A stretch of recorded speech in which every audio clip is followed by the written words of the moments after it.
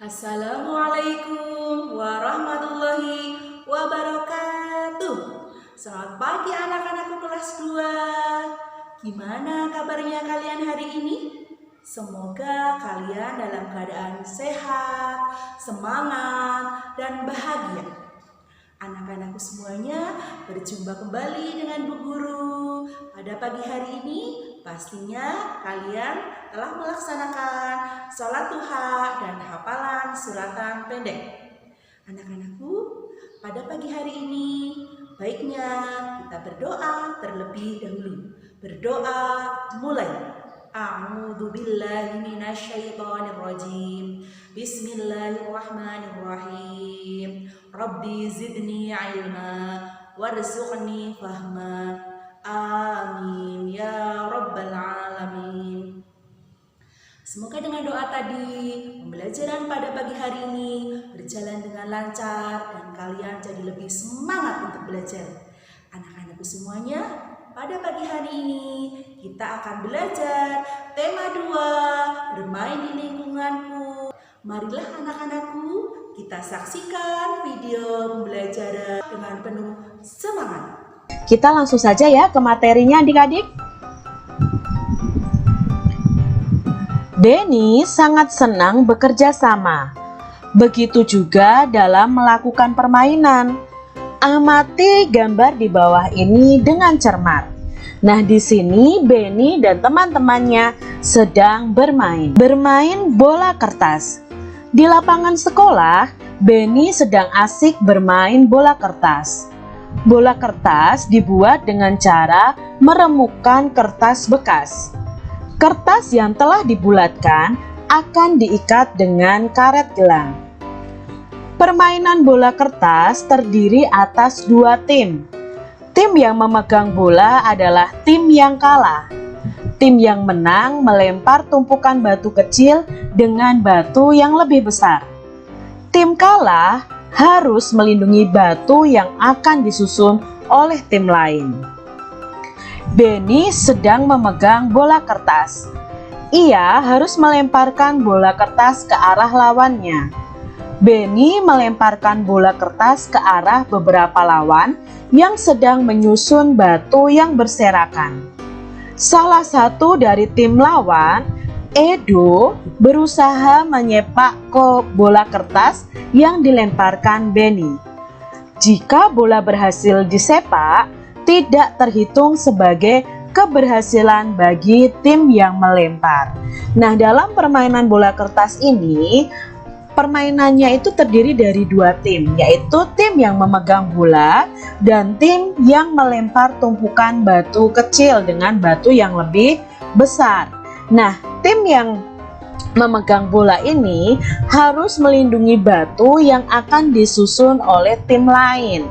Benny ini adalah tim yang memegang bola, sedangkan timnya Edo adalah tim yang akan menumpuk batu-batu kecil supaya berdiri. Nah, di sini Benny akan melemparkan bola kertas ke arah lawannya yang sedang menyusun batu yang berserakan.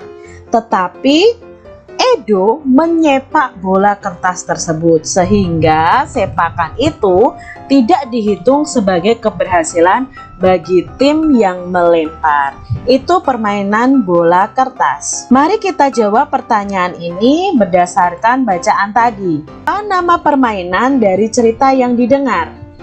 Yan, nama permainannya adalah bola kertas. Bagaimana cara melakukan permainan itu? Tadi bagaimana adik-adik cara melakukannya? Ya, bola kertas dibuat dengan cara meremukkan kertas bekas.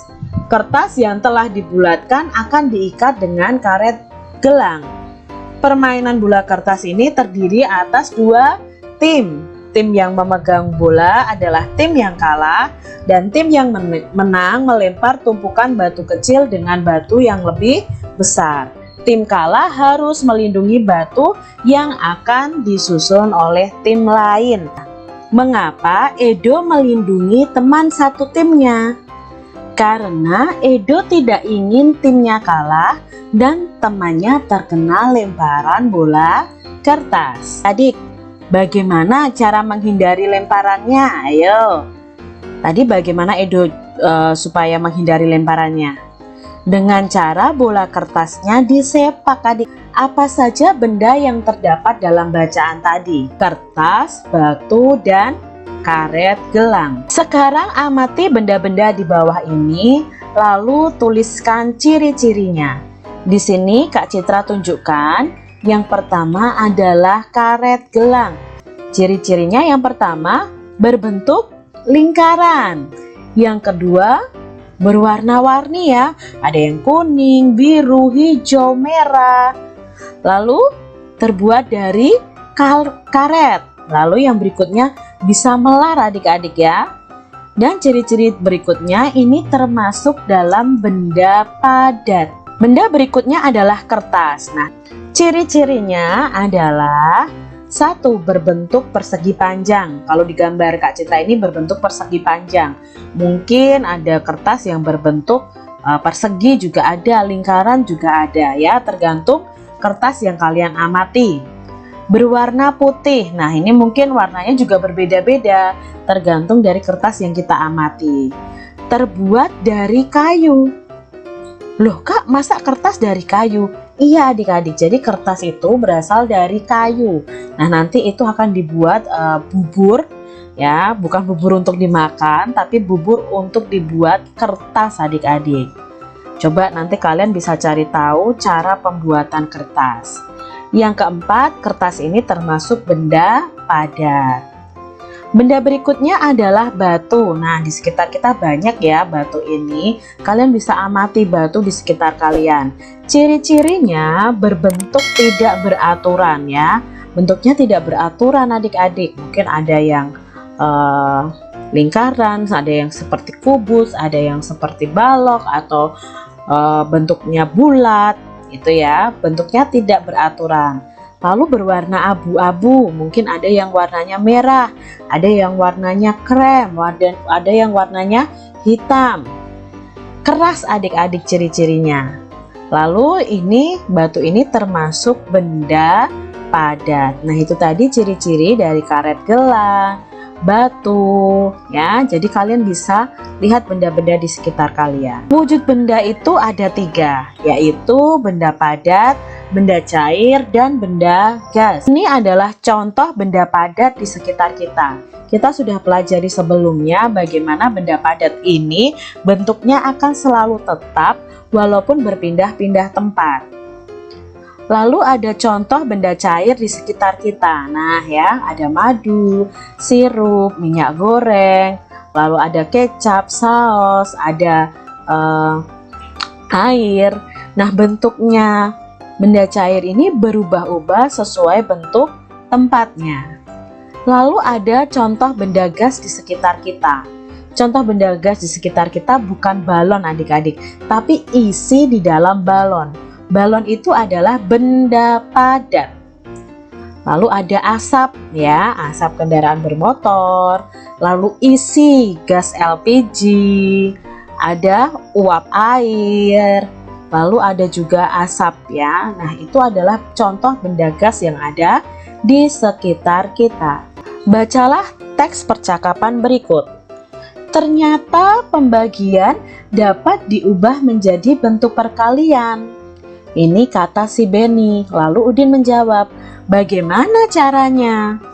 Benny berkata, begini, saat saya memasukkan 6 bola kertas ke dalam 3 kantong plastik, maka 6 dibagi 3 sama dengan 2.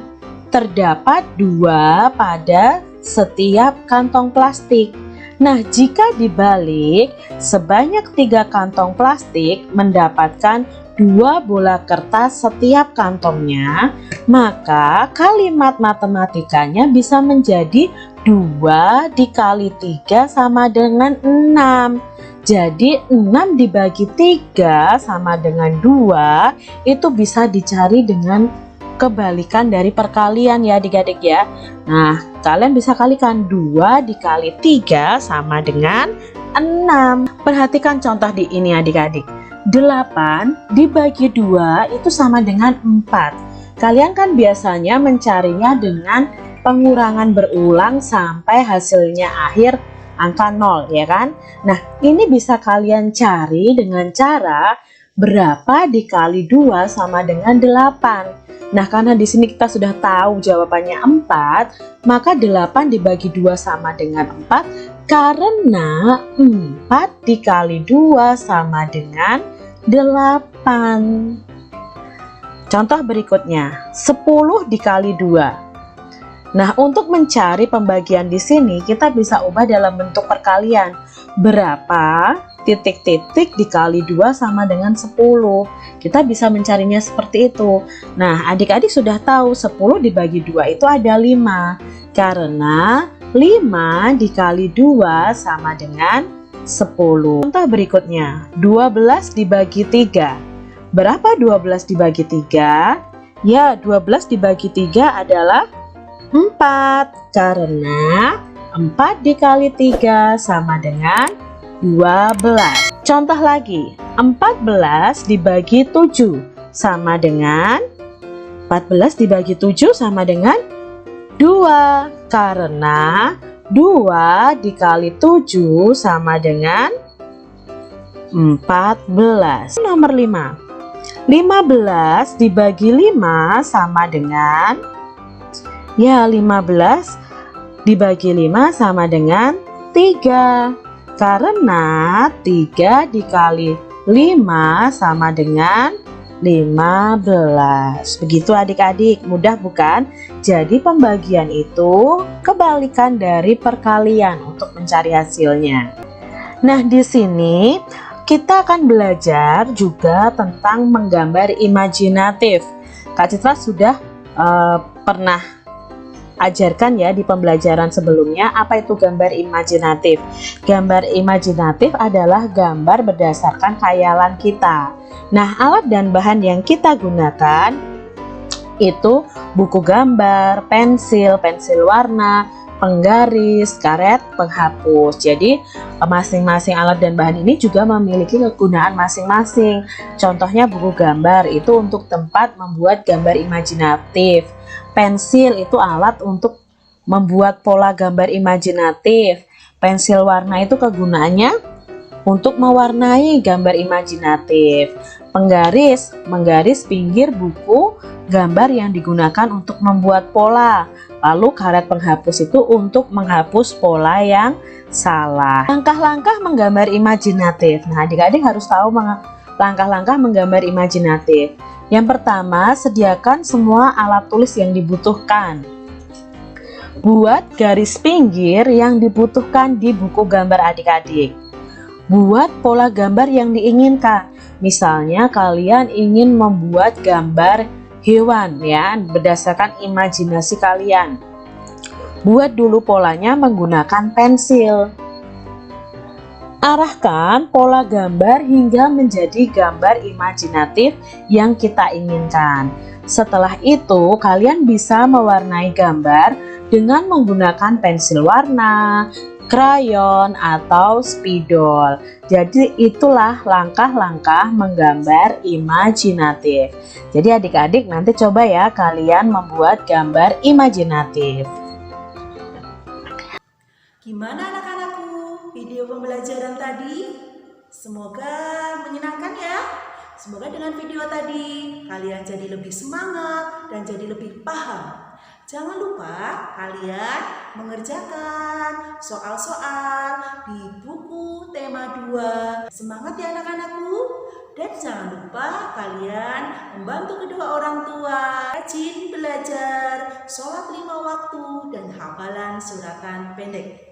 Sekian dari Bu Guru, sampai berjumpa kembali. Wassalamualaikum warahmatullahi wabarakatuh.